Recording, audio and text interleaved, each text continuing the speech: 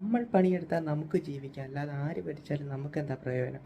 ഇത് കേൾക്കാത്ത ഒരു മലയാളി പോലും കാണില്ലല്ലേ? ഇങ്ങനെ പണിയെടുത്ത് ജീവിക്കാൻ നമുക്കൊരു സാഹചര്യം ഒരുങ്ങിയത് എങ്ങനെയാണ്? ഇന്ത്യയിലെ മറ്റുള്ള സംസ്ഥാനങ്ങളെ അപേക്ഷിച്ച് മലയാളികൾക്ക് കൂടുതൽ വിദ്യാഭ്യാസമുള്ളവരായി മാറിയത് എങ്ങനെയാണ്?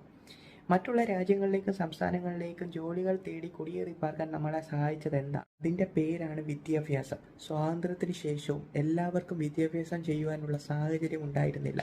1957 EMSന്റെ നേതൃത്വത്തിൽ കമ്മ്യൂണിസ്റ്റ് ഗവൺമെൻറ് അധികാരത്തിൽ വരികയും പ്രൈമറി തലം വരെയുള്ള എല്ലാ മലയാളികൾക്കും വിദ്യാഭ്യാസം സൗജന്യമാക്കുകയും ചെയ്തു.